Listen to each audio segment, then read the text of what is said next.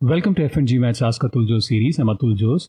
Today's question is, I'm a late 20s applicant from technology based in the US, targeting all top MBA programs. As someone who has worked in London, Boston, and now in New York, I have no geographical preference. Should I choose a 1-year or a 2-year program?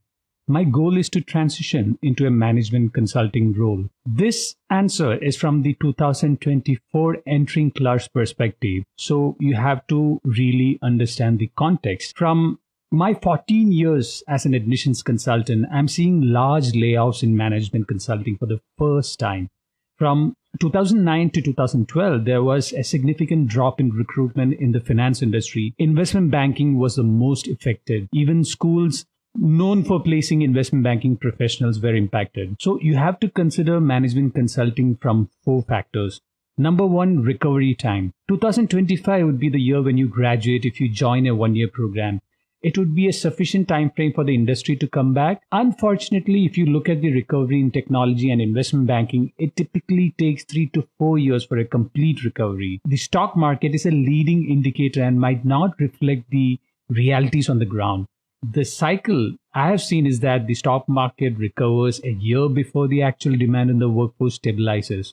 So from a pure risk management perspective, a 2-year MBA would be ideal for you. Number 2, disruption from AI and ChatGPT. Automation through IoT and AI-assisted decision-making tools has been going strong since 2016. But the mass disruption of ChatGPT-like tools would mean companies will integrate solutions that will cut the costliest functions and technology in the company. And 2 components that add to a company's cost structure are technologists and external consultants. Companies are already pivoting to developing internal consulting talents, mostly MBAs, instead of paying 3 to 4 times to an external consultant from the Big Four. I'm not saying that all major consulting companies will be disrupted, but from a career perspective, you must choose whether to continue in technology consulting or pivot completely to management consulting, where you have options to serve many industries.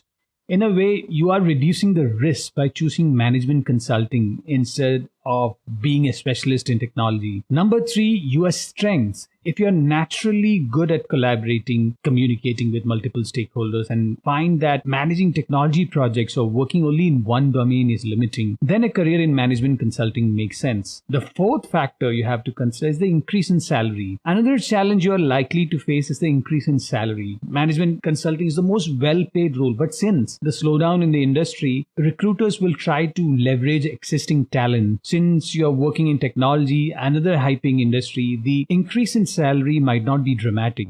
So you are looking at a 2-year lost opportunity cost and the cost of an MBA that runs upwards of $200,000. Most top schools offer scholarships or funding in the $30,000 to $40,000 range, but you are still expected to pay close to $100,000 to $140,000.